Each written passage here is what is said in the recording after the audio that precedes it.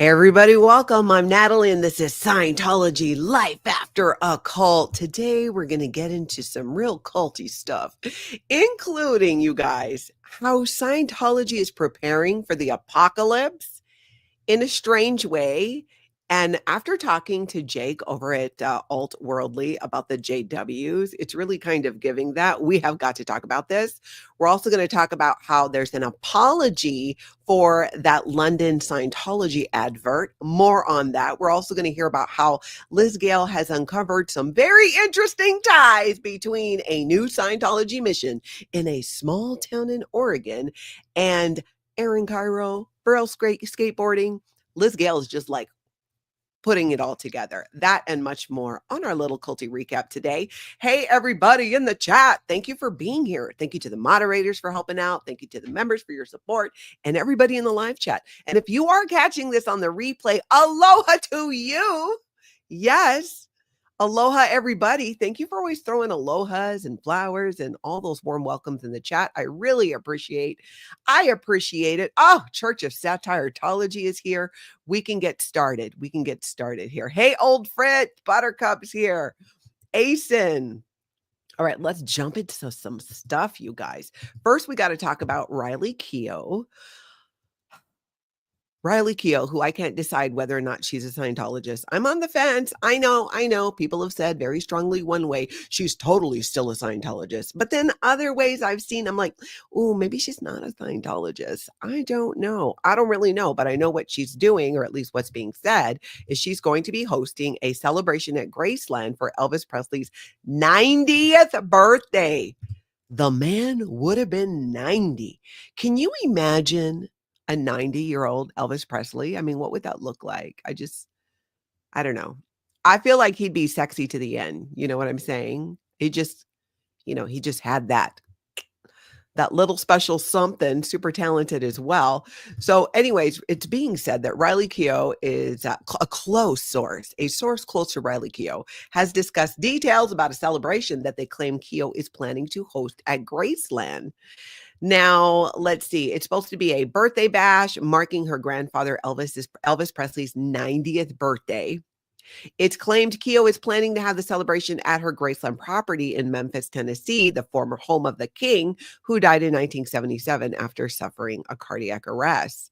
A source close to Keough's family told Life and Style that a 4-day celebration is planned where fans can come to Graceland and celebrate Elvis. If you are an Elvis fan, this is like huge for you. Kind of funny side note. My grandmother and my great-grandmother in Hawaii, both who have since passed, were both big Elvis fans, especially my great-grandma, my Hawaiian Chinese grandma, my great-grandma. And I can remember them playing little, oh gosh, what were they called? 45s of Elvis on a little record player at my grandma. I would go see my grandma, and my great-grandma lived there too. And they would play that. They were such Elvis fans. And I do believe my grandma even went to Graceland once. I feel like they were big fans. So if you are a big fan, I guess that's coming up, something to watch for. Be interested to see what they do. I hope honestly that they have a really good celebration, because that family has seen a lot of tragedy, and especially in the last couple of years with the loss of Lisa Marie Presley herself, but also her son prior to that. So Riley Keough, regardless of whether you in Scientology or not, you go, girl. I mean, go live your best life. I'm hoping, you're not stuck to Scientology, but still get out there and you do you. Oh, Mary James. That's right. Wasn't Elvis a twin? Huh. Interesting. We never hear much about the twin. I don't know. That sounds vaguely familiar, but honestly, I can't say for sure.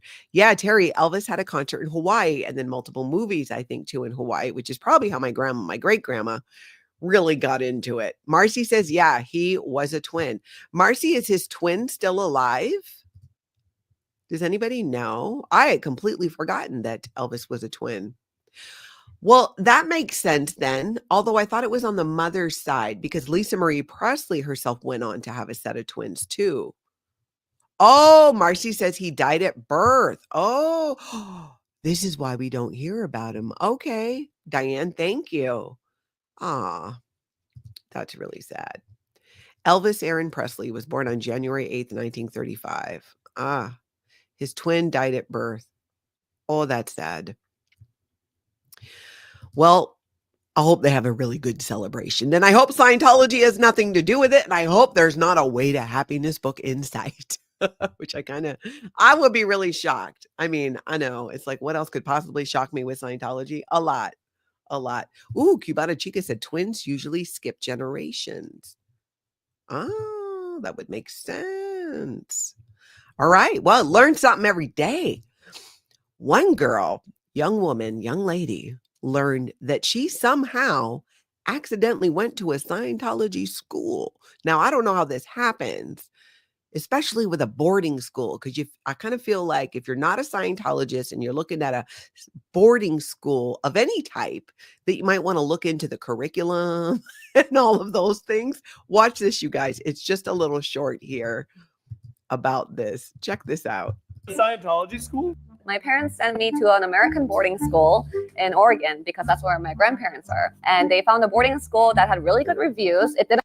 And this is Delphi, where our very own Liz Gale and other people went to too. Probably people in the chat might have gone. And say it was a Scientology school. They never do. And my parents wouldn't know. They were from Korea. I was there for 2 years.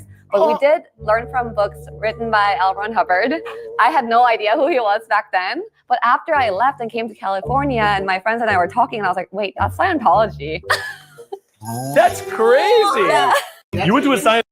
Makes you wonder how many people accidentally went to Delphi not knowing that it was a Scientology school or that they used L. Ron Hubbard study technology. And basically Scientology, they use Scientology ethics, Scientology's way of punishing, Scientology's way of getting your ethics in, all of the things. I guess it makes more sense too if her parents were out of the country and weren't so familiar. They may not have even known who L. Ron Hubbard was if they did look and go, oh, we use L. Ron Hubbard study technology. They're like, I don't know who that is. Interesting though. Can you imagine you go into school for a couple of years and you're like, oh, I went to a Scientology school and I didn't even know it. I thought that was so interesting. We're going to take a look at a little bit of a deeper dive to a story we talked about earlier in the week, which is Scientology in Africa opening this Narconon to all kinds of bells and whistles. And then, girl, they turned around and are not paying their staff. The Underground Bunker did a deeper dive about it. We're going to look at that. That's right, Eunice Swag Pants. Can you imagine accidentally sending your kid to a Scientology school? I mean, what would you do? Obviously, besides pull them out of the school and maybe let other people know that might know or understand that connection, because it is one of the ways that Scientology tries to hide, or these front groups for Scientology try to hide their connection to Scientology. Because I feel like everyday people, the public in general knows, oh yeah, Scientology, a cult. Not everybody will recognize the name L. Ron Hubbard, I feel like. Some, yes, but not a lot. And maybe to some degree, that's their plan. Maybe that's part of how they do that. Because how do you not let people know, especially people who might be coming from out of the country? That's right, sinners and secrets, sneaky and creepy. It absolutely is. So before we talk mad smack about Scientology in this next segment, because it is Saturday, we do, of course, need to wake up somewhat gently the Office of Special Affairs. David Miscavige in duo, speaking of twins, wake up your people.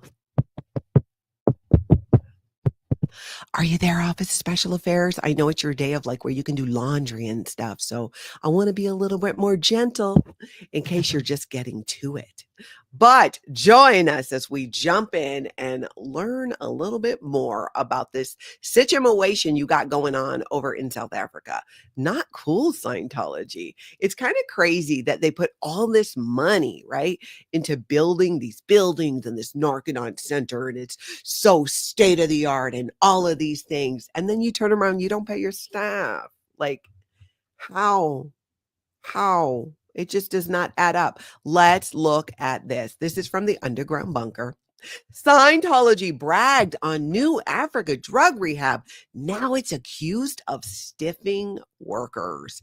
And boy, did they brag on this one. They really did. Hey, everybody just walking in and jumping in the chat. Good to see you. Good to see you. Please hit that like and jump in and say aloha.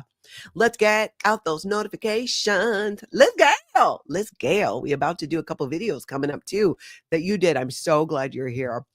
So let's look at this. At Scientology's New Year's event that was actually taped at the Shrine Auditorium in Los Angeles on December 14th, because, you know, nothing says New Year's like doing it before Christmas. One of the many things church leader David Miscavige boasted about was a new Narconon drug rehab in South Africa.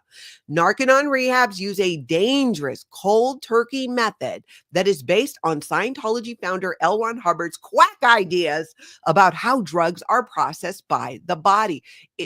So quack idea. I remember, little side story, gather around for a back in my day, back in my day, when I was a little kid, my mom was on the Purification Rundown. This was right about the Mark David Chapman time, when my sister and I were, you know, like selling crayon drawings to him for candy money. So 80. So I would have been almost 10, which means my mom was 28 and she was a body router for Scientology, but she was also on the Purification Rundown. And she told me like she was having LSD flashbacks. I don't know what was happening, to be honest. I just know one day I saw her talking to some plants, and that was her explanation, is she was in the middle of her sauna program and was having a flashback. I don't know. I don't know what was really happening there. But anyways, that was Scientology at work. Narconon rehabs. Oh, we read that. Several patient deaths and a large number of lawsuits led to the network shrinking greatly in this country from about 21 rehabs to only 5 today. That is also good to know. Narconon once had 21. Scientology had 21 of the rehabs floating around the United States. Now they're down to 5 because of deaths and the resulting lawsuits. Not a good look, Scientology. Office of Special Affairs, you might want to get out of the business, because I just feel like, I don't know why you would double down. I mean, I know. It was probably David Miscavige's idea. Oh my gosh, let's look at this. We are being sued left and right. You based off our Narconon drug rehab program. Tell you what, let's dump millions of dollars into one in South Africa. They don't have internet. They couldn't possibly find out what was up.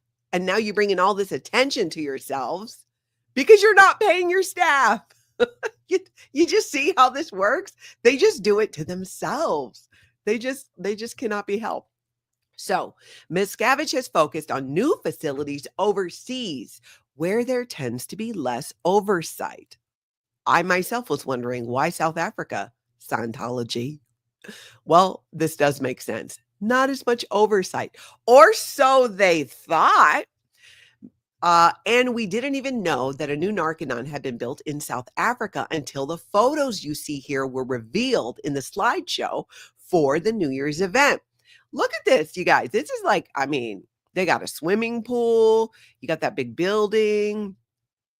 It looks like it's been renovated. You've got the inlay with the logo. I mean, money was put into this here.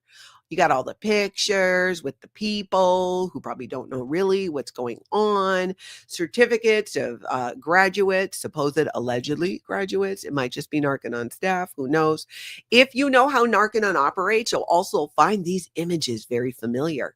Students, and I want to point out that students is in quotes, pay high prices to go to the facilities, which are pitched to be more like luxurious resorts. And they go through a risky regimen of long stretches in saunas, combined with ludicrous amounts of vitamins, paired with Scientology exercises like shouting at ashtrays. Now, my former Scientology friends who were here in the chat know what the whole shouting at ashtrays thing is about. For everybody else, it is a training routine in Scientology, just like the earlier training routines where you sit there and you work on your Xenu eyes, don't break eye contact, don't move, don't nothing.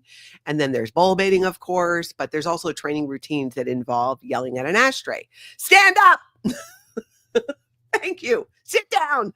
I forget the exact words and commands, but you have an ashtray in front of you. And I think you, if I remember correctly, you lift it up. Stand up, and you lift the ashtray up. Thank you.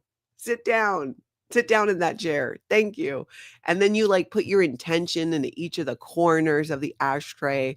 It's kind of coming back to me a little bit, but it's been a long time. It's been a long time since I've yelled at an ashtray like that, honestly. Probably since I've been in Scientology. Scientology, no doubt, figured that it would have little of the kind of interference it's run into in the United States by locating a Narconon in a place like South Africa on a former safari game reserve. But here's the big but. But today, the Daily Maverick, a Cape Town and Johannesburg independent newspaper, has accused the Rehab of not paying its local workers anything in recent weeks. Quote, "We have not been paid in 5 weeks, but even before December, we went 8 weeks without receiving our salaries while we beg for peanuts. The people who run this facility are getting paid for the work that we do, but we get nothing." Whistleblower Namaladi Nekabambe, a medical liaison officer, told the Daily Maverick. The paper said that the Rehab opened a year ago, but workers it talked to said things really didn't get going until August. Since then, all 29 employees have endured late or non-payment of salaries, with wages often delayed far beyond the contractual agreement of weekly payouts every Friday. Management claimed the reason for non-payment was that their salaries depended on the arrival of new clients. If you know Scientology, you know how familiar that sounds. The Daily Maverick said it talked to a source who claimed that since the Rehab opened, 31 students paid, I think we did the math the other day, and it says right here, basically $11,000, with one VIP paying about $27,000, which would add up to $357,000 in total. So they didn't understand why wages weren't paid. $357,000. Scientology takes in $357,000 in less than a year. Their staff delivers all of these services and they don't get paid. That's like, I don't know. And I kind of feel like too, if I'm Scientology, I'm like, okay, we got to tighten it up, people. Office of Special Affairs, you might want to pass this one on to dear leader. We might not want to be, we are under a public relations crap storm right now. Let's keep it tight. Let's keep people paid. Let's keep people, like, if not happy, at least at a simmer. At what point does Scientology not look within and go, could all of the negative press, the people suing us, the people exposing us on the internet, could it be because anything we've done or did? I don't know. Maybe it's time to take some quiet reflection and look. No, they don't. They don't ever. Not ever. That's not even an exaggeration. They don't. It's never them. It's not you. It's not them. It's always you. It's always that way. All this time, nothing's changed. The paper also said that workers were concerned that Narconon was flouting South African labor laws with how it had been garnishing insurance and other withholding from the wages they did pay, but the Daily Maverick has been unable to get a response from the County Department of Labor. We have to say it's extremely unusual for Scientology to have this kind of headache, with current employees going public with allegations like this, and for a newspaper to challenge the organization so boldly. We have a lot of respect for the Daily Maverick for taking it on. Scientology may have thought it was going to have an easier time with its methods by opening a continental Narconon, and that's in quotes, in South Africa, but it seems to have a real headache on its hands. Oh, that is such an understatement. It is a major headache for Scientology. And again, Office of Special Affairs. I'm just saying, maybe at the next meeting when you guys get together, you could just, I know what you're thinking. I can like telepathically already hear you yelling at your screen. But Natalie, you know we can't say anything like that against David Miscavige. We can't do that at all. We'd be labeled as squirrels and be put on the rehabilitation project force. Oh, wait. We don't have a rehabilitation project force anymore, but if we had one, we'd be put on it. I hear you. I feel your pain. I'm just saying, this is a good time to leave Scientology. There has never been a better time to step away and break free from this cult than right now in 2025. There are literally two separate foundations that exist that could help you, and an endless amount of people, including so many never in Scientology, but all in on ending this cult, who would help out. So just saying, want to put it out there. Want to put it out there. Want to put it out there. All right, now let's see. Let's take a look at something that Audit LA shared. We want to get on their radar. Audit LA, you can find her on YouTube. She put out a little call to action and says, thank you, it's Ganja Girl, for this info. So the lawyer, Delvac, is signing the cult up to be lobbyists.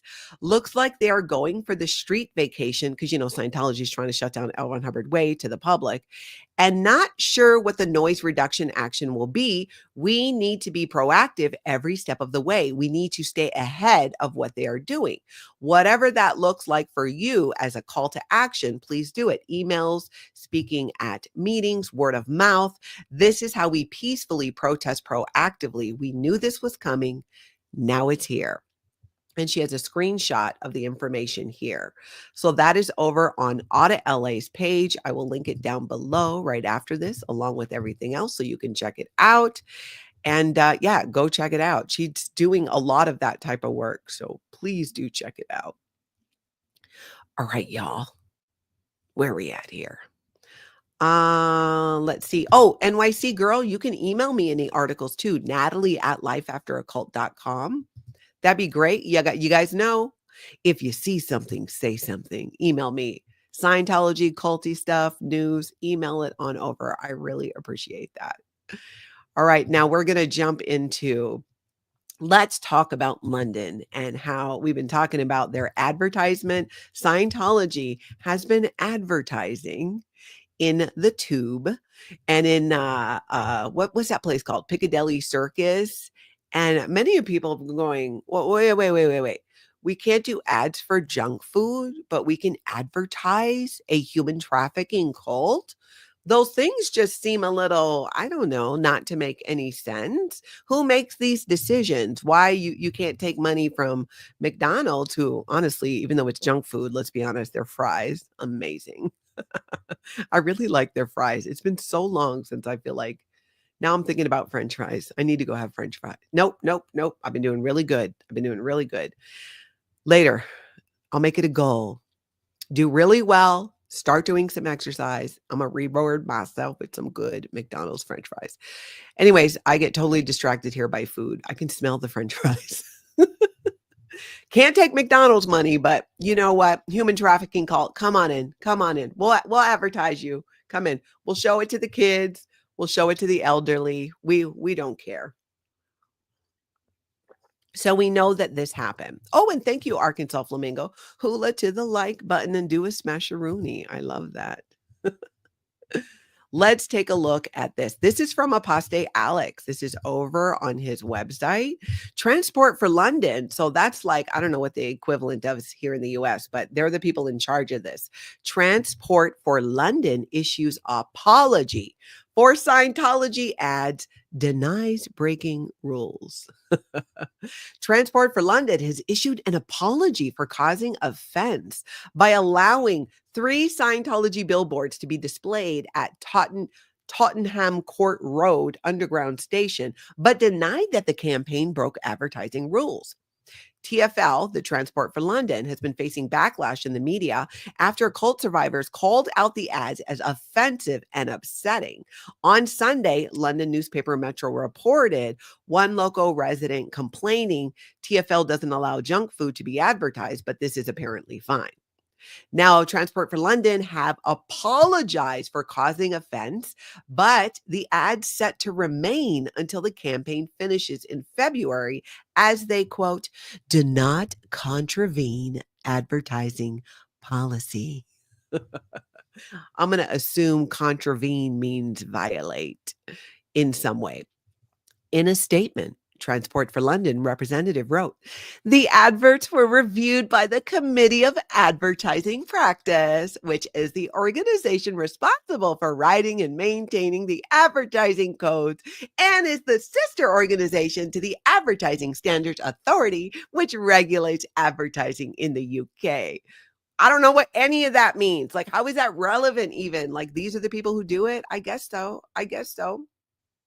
TFL has a rigorous advertising policy which extends beyond the requirements set by CAP and the ASA. Our advertising policy can be viewed here. The adverts do not contravene our advertising policy. Nonetheless, I am certainly sorry for any offense caused to you personally. Scientology was rejected by the Charity Commission in 1999 after it ruled the organization was not established for the public benefit. Yeah, that's so true. In 1971, the government commissioned an inquiry into Scientology's practices with Sir John Foster, concluding that organizations' practices raise serious concerns, especially with regard to the mental health of vulnerable parishioners. The findings of this inquiry have never been disputed or overturned by the government. And in 2023, the mother of the house, I don't know what RT is, Honorable Diane Abbott, issued a statement sharing her concerns over Scientology practices in the UK. So although the UK Supreme Court ruled in 2013 that limited rooms in Scientology's buildings are considered places of worship, that's in quotes, for the purpose of religious wedding ceremonies, it did not overturn an earlier 1984 High Court case in which Lord Justice Leahy ruled, quote, Scientology is both immoral and socially obnoxious. It is corrupt, sinister, and dangerous, and that it is out to capture people, especially children and impressionable young people, and indoctrinate and brainwash them so that they become the unquestioning captives and tools of the cult, withdrawing from ordinary thought, living, and relationships with others. Protesters are due to gather outside TFL's headquarters next week in opposition to their decision to display Scientology's ads, demanding that they are removed due to the message it sends to survivors of abuse inside the organization. It is very interesting to me, and I bet to you guys as well, that at one point, they're calling out Scientology in what it really is, immoral and socially obnoxious. But hey, let's let those advertisements stand, right? No big deal there, right? I don't get it. So Apostate Alex has been sharing that and covering this story. You can find him here on YouTube. I'm going to link the article down below so you can read it as well and check it out. It's just all very sus. Yeah, let's go. It's interesting. It's weird. It's like, pick a lane. I think it really goes to show there's, in advertising, I mean, it's a business. You're advertising to make money. Doesn't always align with, like, would you send your kids into Scientology? Would the same people who took the money and was like, oh yeah, let's get out some Scientology ads in very public places, despite what our own government has said about Scientology, would you send your kids in? Why don't you get your spouse to go into Scientology? Why don't you go yourself into Scientology and check it out and see what happens? I just feel like that's only fair. Whoever this TLF, TFT, or whatever, whoever the people are that made the decisions that this is okay, I feel like they should do some Scientology. Tell me if I'm crazy, y'all. One in the chat if this sounds perfectly fair. One in the chat. If you're going to put out Scientology advertisements, maybe you should do some Scientology. Maybe you should go into Scientology and see what happens. Spend some time there. And then if you think, of course, no, Natalie, that's unfair. People get to advertise. If they pay for it, they should be allowed to advertise. I'm good with that too. I'm just curious where you guys think? Cubana Chica. Marcy's like, yep, one. Nope. Yep. Great. Okay. So I see like a lot of you agree with me on some of that too. Marlene, Ikomamai. Thank you for welcoming people. Yep.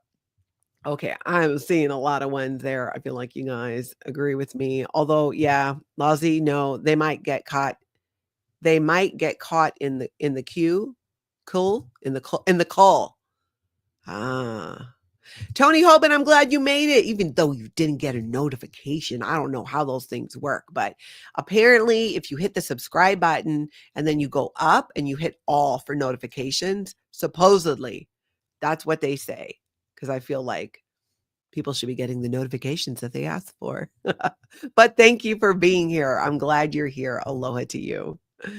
All right, now let's see here. I want to put on your radar. I'm going to link this down below so you guys can check it out. Literally, Serge did a fantastic article on his Substack, Shattered Childhoods, Exposing the Abuse and Deep Betrayal of Scientology Kids. I'm going to link it down below so you can read the whole thing. I'm not going to read the whole thing now, but it's fantastic. Check it out.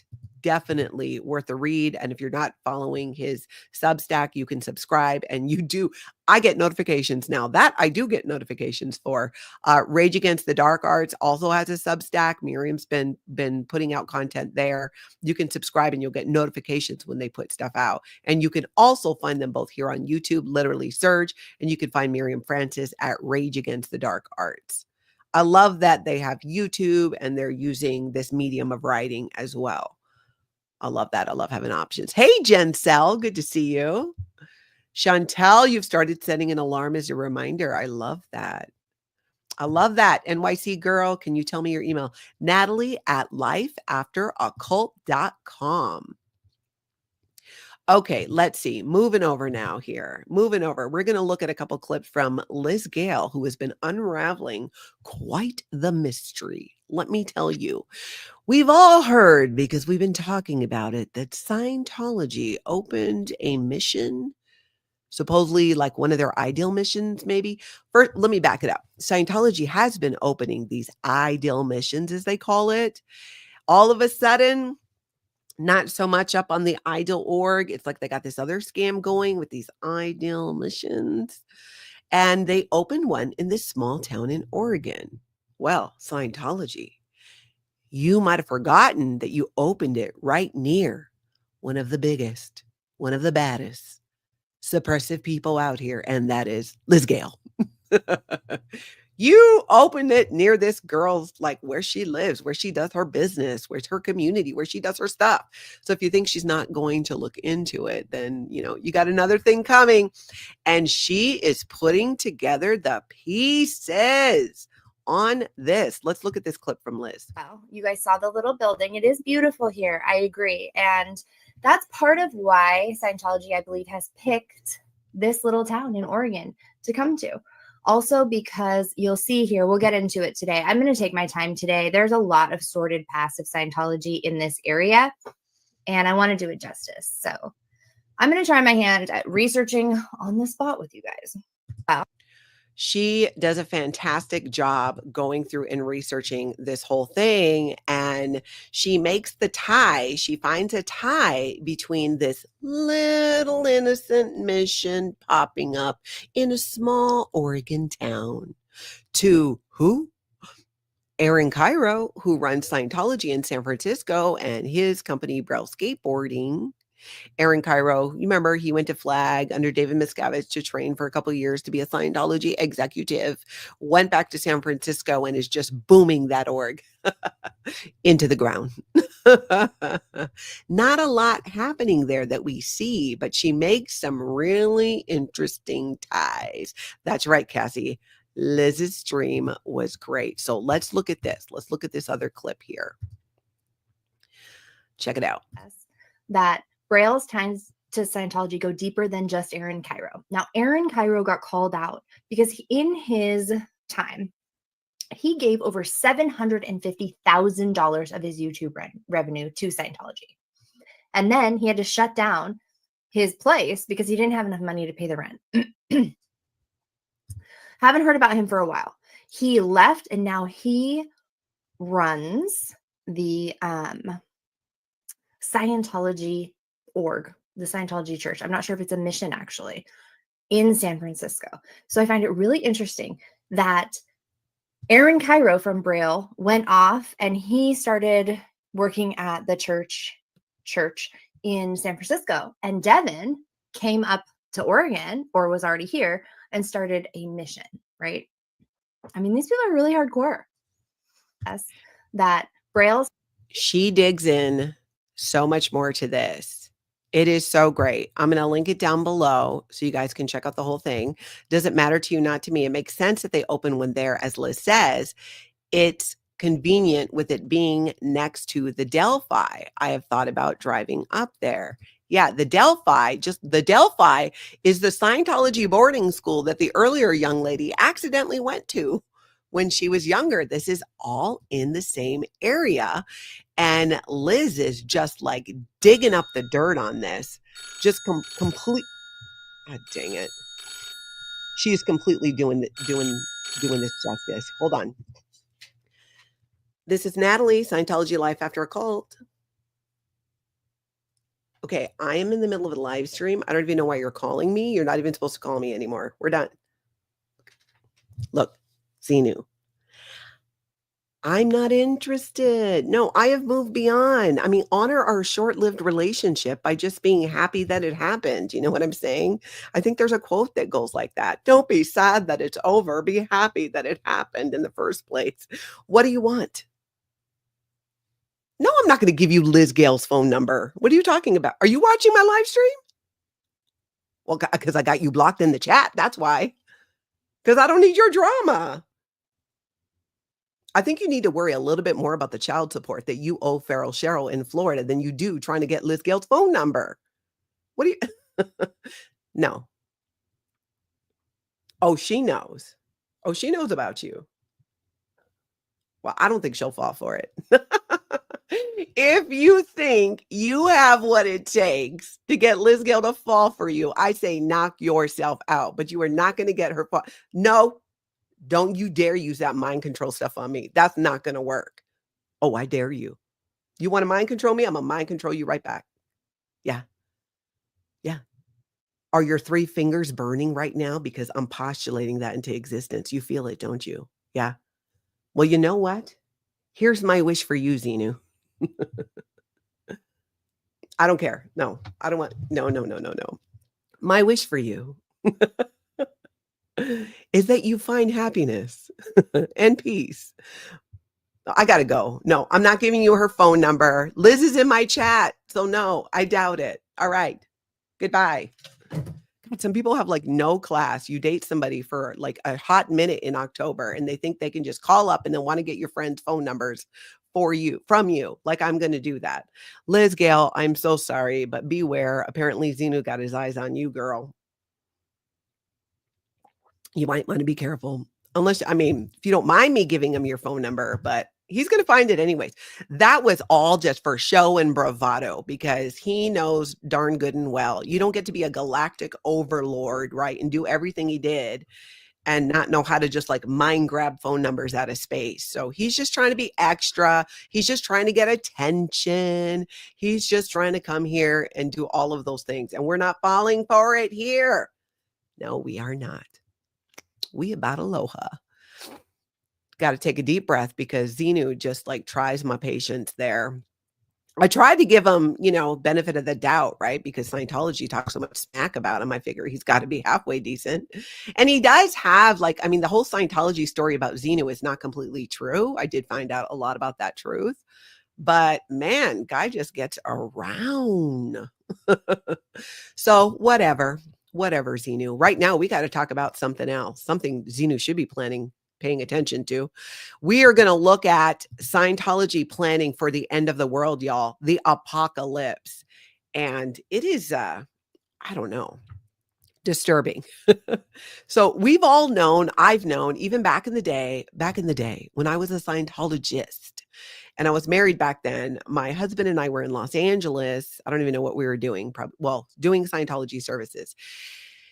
And we get, convinced to go over to the L. Ron Hubbard Life exhibition where the author services is located. And we go through the whole rigmarole trying to get us to buy their prints and stuff because it's going to fund L. Ron Hubbard's materials, making them last forever. so they can be put into a vault. So yeah, there's that. But you guys, Scientology back in the day, that was like all very like quiet and confidential. You were going to come in and get a briefing, which briefing in Scientology is code for hide your kids, hide your wife, hide your wallet, because that's what they're coming for. They're going to want your money. They're going to want you to sign a billion-year contract. It's just what they do. So we go in, we get the whole rigmarole. We do. My husband at the time ends up donating to it as well to preserve L. Ron Hubbard's materials in case anything happens that they have to be put away in a vault somewhere. And there's 4 of these vaults around the world, I believe, right now. Maybe they're probably working on more. Well, Scientology themselves put out a video telling all about it. Like just out there with it. And I can't figure out why. I can't figure out why. But it's very much giving, there's some cults where, they're like doomsday cults, right? And I've never really thought of Scientology like a doomsday cult until now. So listen to this and you guys tell me what you think about this, because to me, this is given doomsday. So this is their press release, okay? Their own words from Scientology.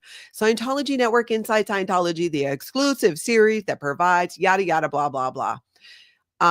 Okay, here. So this is what it's about.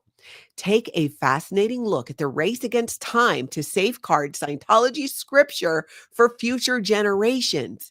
They went and did a whole video sharing their doomsday prophecy and how they're going to save all of L. Ron Hubbard's materials in case of the apocalypse.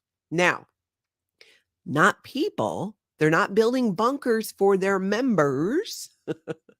They're building bunkers and vaults in the underground and in the mountains to preserve L. Ron Hubbard's teachings, the scriptures, which give me a break, Scientology. We know you don't use that word scriptures unless you're speaking to outsiders. Then suddenly you have parishioners and scripture. Yet, as a Scientologist for 35 years, not one time did they or me refer to ourselves as parishioners or reading any type of scripture. That would have been like a laugh straight out. But they use that word when they want to identify with Christianity or other religions to make it look like what they're doing is perfectly normal. Yeah, Power Lies to Paralyze, American Horror Story Apocalypse Part 2. It is. It should be. I love that show, by the way. I love that episode, that season too. I love anything apocalypse. I just as a genre, kind of like sci-fi, end of the world. I don't care if it's zombies. I don't care if it's, Ebola, whatever it is. The world is ending. I don't know why. I like that stuff. I think, I don't know, maybe because it's so, I used to think it's so far removed from my real life that I find it entertaining. But these days, I'm feeling less and less like it's super far removed. And needless to say, I haven't watched a ton of apocalypse movies, but I'm always up for a good one. I'm not going to stop. I know that. So let's look at this then. So what are they doing? They put out this film, this docuseries, whatever you want to call it. And you can watch it on their website. We're actually going to take a look at a little bit of it about the Cult of Scientology's archival project. Now, this is what's so interesting to me, you guys. This was a secret in Scientology for a long time, like the gold base, like the international management base in Hammett, that no one in Scientology, not even Sea Org members, could know where it was. But anybody with Google Maps can go look it up. Like, I don't know if they're still trying to act like that's just not known. Adam, good point. Apocalyptic art helps us think about how to avoid apocalypse. I agree. And you know what? Watching zombie movies actually helped me in an emergency. Some of you know this story. It actually has to do with what the last straw, how I finally decided to leave Scientology no matter what happened. I was in a mall shooting and I thought I was going to die. And all I could think about was, I can't believe I could possibly die and I'm still stuck in Scientology. And I decided then, I'm taking my kids. I don't care if I lose my husband. the rest of my family, I'm taking my kids and I'm leaving Scientology. I will not live the rest of my life like this. But point being, though, with the zombie movies is when I heard the shots and I knew what it was, I knew not to run out. All I could think of was zombie movies that took place in a mall. You guys know the one I'm talking about. Like you shelter in place. And I took the kids that I was with and went in the back and tried to find a safe place to put them and keep them until, it was safe to leave. But anyway, so I guess there's some truth to what Adam's saying with not zombie, but apocalyptic movies can help us kind of be aware of that in a way. Or it's just me trying to justify my love of apocalypse content. Okay, so back to this. So they're all basically like, talking about throughout history, every religion has sought to preserve its scripture against decay. I gotta read this in my Scientology presenter voice. This is how I feel like Scientology would read this if they were given the opportunity. Throughout history, every religion has sought to preserve its scripture against decay, and Scientology alone, the only major religion founded in the 20th century, had all its original materials fully intact. But paper and magnetic recordings deteriorate over time, and hence the writings and recorded lectures of founder L. Ron Hubbard, which formed the scripture of Scientology, had a finite lifespan, one that was about to expire. This episode explores the church's race against time to safeguard these materials, the very substance of the religion itself. It's the story of how passion and perseverance fueled one of the largest independent archival projects in history. Oh my God, I can't even stand it myself. I am like seriously grossing myself out. Okay, so basically this whole thing goes on to talk about the whole project, and they had people come in with cameras, and it's just talking about how you can go and watch this. So let's actually go over to it and see it. Because I was like, oh my gosh. Okay, here's my big question for you guys, though. We're going to look at a little bit of this video where they actually show it. Why? Why now? Why is Scientology telling the world that they're building underground vaults into the side of a mountain to protect their scripture? Why now? Why now? I don't know. I don't have an answer for that. That's why I'm here with you guys. We need to figure it out. It's pay to play, Doug. Pay to play. You want more reading? Let's see those super chats. Boom, boom, boom. Look at me turning this into a whole nother type of website, but it does hurt my throat to do that. So I must protect my instrument. Yeah, E.S. Gotcha. They're saying this publicly now. I don't understand why they're sharing this like this. I don't understand. Baby girl, if the world is going to end, who's going to be here to read them? That's the other thing. No one knows how to open the vault if everybody is dead. Maybe the alien's going to come. I don't know. Who's going to open the vaults and how? And I get you're doing all this to preserve L. Ron Hubbard and your scripture, but I don't know. Other doomsday cults at least prepare for their people. You know what I'm saying? And maybe they are, and they're just not saying. I don't know. Maybe this is a way that David Miscavige or someone in Scientology, probably David Miscavige, came up with of like, hey, let's tell the whole world we're doing this to legitimize it more within our own community. I don't know. That's what I was thinking, E.S. Gotcher. It's just a way to get more people to fund the project. Yeah, it's a bizarre fundraising scheme. It is. Natalie's ASMR OnlyFans. Hey, is there such thing? I would speak and do that. Is that ASMR? You know what I like? The only ASMR I watch, because I actually, some of the soft talking, I'm not particularly a massive fan of it, but restock videos, and I know it's so wasteful because it's a lot of single-use products, but the sounds of like pouring little things into jars and squishy things. I'm so here for that. I watch that. If I'm kind of feeling like, I just can't motivate or whatever, that's what I watch. I just like go through a couple reels of that. That's my version of ASMR, the restock videos.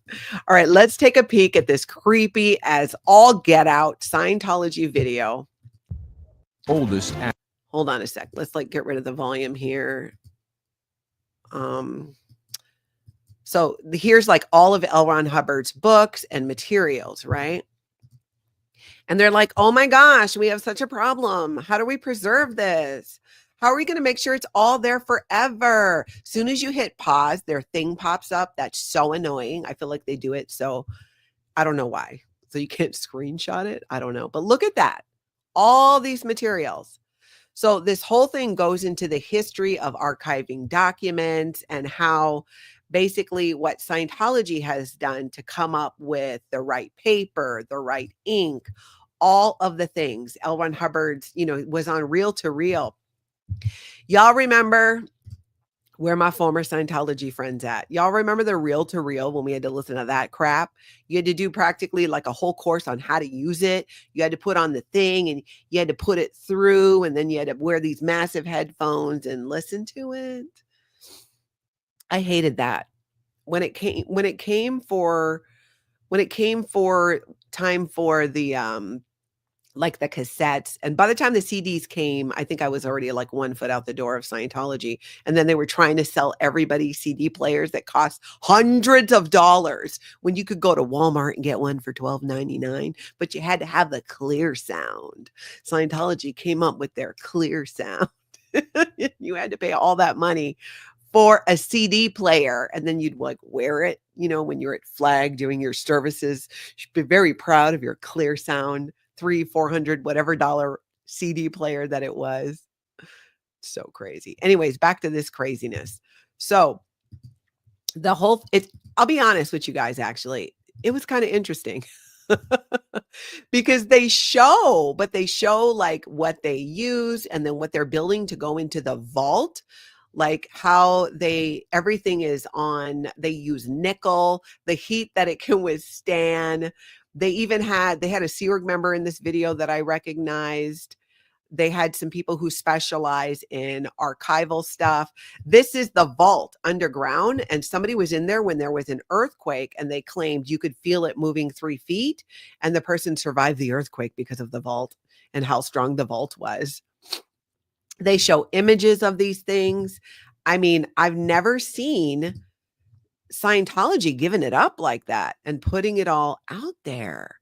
Ooh, Church of Satiretology's got a new video dropping today. Thank you for letting us know. It's weird. I'm going back and seeing if anyone can understand why Scientology is suddenly going, you know what? Being that this whole cult religion thing is not fully working out, why don't we go a little bit of different angle? Cult, religion, doomsday cult. What is the message that they're sending here? So here's kind of what I think is going on. Marilyn, not to be weird now, but I would love you to say, okay, bridge to total freedom. Thank you, Marilyn, for the super chat. And yes, I am that girl. You want that ASMR? You got to super chat for me to do it. But I'm lying. I'll do it probably anyways, but you can request. I will take requests. Eunice, exactly. That's what I was thinking. Doomsday cults are more popular than the cult of Scientology. Maybe, let's be honest. In the world today, like I was saying, my whole love of apocalyptic type stuff, because it's so far from my regular everyday life, it doesn't feel the same anymore. It kind of, not like I think the world's going to end tomorrow, but I don't think I've ever really felt there's more possibility for it. So then here comes Scientology, because I'm thinking if I'm feeling that, maybe other people are feeling that too. You guys tell me what you think. Does it seem to you like now more than any time in our history, we are closer to some potential type of apocalypse? Maybe I've watched too many apocalyptic movies. I don't know. Dancing deer complimenting me on my hair is never off topic. Never off topic. Thank you. I do feel like I'm having a good hair day today. I showered, like I washed my hair and blew. I gotta be honest. I hate doing my hair, but you know, you got to when you're on the YouTubes. And I am growing out my gray, and I'm kind of loving it right now, the way that it's coming in. But thank you for that. I appreciate it. So do we think that is Scientology trying to play into kind of a natural direction that the world is going and considering and thinking about the apocalypse? I've seen some documentaries recently on bunkers, how many people who are very well off are building underground bunkers and all of this. So is this just more of that to play on that fear? Is it just another button to push for Scientologists to get them to pay money? I'm kind of thinking that. I think this is a ploy by Scientology to freak out Scientologists to get them to pay more money. Tell me what you guys think. If you think I'm right, you can throw a 1 in the chat. But I really want to hear your theories on it too, because this has me even going like, I don't know. This is kind of weird. Office of Special Affairs. Maybe you could explain. Let us know. I don't know. It's just weird. Eunice Swagpants says, all this love for AI just makes me think of the Terminator. You want Skynet? This is how you get Skynet. Okay, I actually have kind of mixed thoughts about AI. So here's one theory that I lean into, and I'm not saying it's right. It's just a theory. On one hand, I feel like the pushback against AI is in a way to make it so that the everyday person can have access to certain technology or be able to use it. Because think about it, with AI right now, many of us can do things we couldn't do before. We can do graphics, we can make art, songs, all of the things. So why would you want to keep that from people where it could really level the playing field in a lot of ways to be able to utilize AI as a tool for work, for home, for creating, for art, whatever it is? Other side of that is the whole AI is going to take over and potentially end humanity.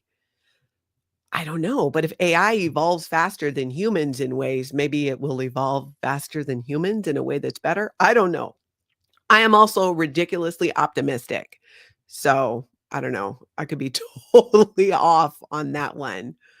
But this whole Scientology sharing their underground bunker thing has really got me more thinking about this, because one thing about Scientology, they don't tend to do something for nothing. You know what I'm saying? Like they're trying to get a payoff, whether it's just showing their members, which it could be, that's all this is about, showing their members, hey, all that money you donated, look where it went. We got fancy vaults now. We got L. Ron Hubbard, not just on vinyl, on nickel. And you can play it with this crank thing here. Maybe Scientology, Simply Tim agrees with me. Marcy, Kathy, Andrew, thank you. Let's keep those ones coming. Maybe that's part of it. Maybe Scientology is going to come up with some type of apocalypse kit that they're going to sell to Scientologists in case the grid goes down. Here's how you can keep listening to L. Ron Hubbard. I don't know. I'm just saying I wouldn't put it past them. I would not.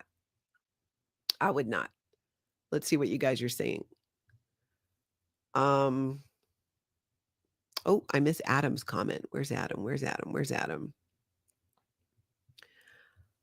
Scientology is one big analog AI. All questions are answered by the LRH algorithm. Well said, Adam. I do believe you are correct. Does it matter to you? Not to me. If cult of Scientology is in complete control of the mesh universe, which is the physical universe, all of the things around us, couldn't they stop the end of the human population? You would think. That's what they say is why people need to do Scientology and not go to the implant station, and expand Scientology so we can have a war without criminality, a world without war. Yet, I mean, you guys know my former Scientology friends especially. That's a big claim that Scientology at their Sunday service always tries to say, the aims of Scientology, right? A world without insanity, criminality, yada, yada, blah, blah, blah. Of course, who doesn't want that? But if you can't create that on your own street, maybe maybe it's not your business to be going around telling people you're going to create a world like this. You tell people you're going to create this utopian world of peace and no war and no insanity, yet you're breaking up families left and right. You're literally contributing to people losing their minds and having mental breakdowns. You're literally contributing to people committing crimes in the name of religion, in the name of expanding Scientology, covering up the abuses. Office of Special Affairs. Yes, I'm talking to you. All of that. Cubana Chica says Scientology wants the doomsday groups to join them. Yeah, that's why I'm thinking, I don't know, like they're up to something. There's an angle with this, and I don't feel like we have it totally figured out yet. But I think we can keep workshopping this and keep talking about it and figure it out. But I'm going to keep an eye on it. I'm going to link that video down below because here's the thing. I thought it was very interesting. Beware. You got to go to a Scientology website to watch it. Let's see. Andrew says, for a group that's always saying how much they're making wins and gains, they sure seem to be on permanent retreat up to the point, let's bury our materials for humanity's next try. Winning. Andrew, that is an excellent point. Maybe this is them just giving up. Maybe that's it. Let's just bury the materials. Let's get them all onto titanium, nickel plates, whatever it is. Let's dig deep, deep holes. Let's put some vaults. Let's put it all in there and leave it for the next generation because we're just out. We're out of this craziness. We'll leave the homes for L. Ron Hubbard to find his way. It could be. It really could be. Thank you, NM. I'm glad you're here. Lisa Kelson, aloha. I'm glad you're here as well. And starting from the beginning. It is something to think about. I've been thinking about it since I saw this. Probably it's like I probably spent too much time thinking about it because I don't understand it. I'm trying to understand. Does it matter to you? Not to me. They say they expanding everywhere. Why is the mothership of the Narconon network down to 4 students?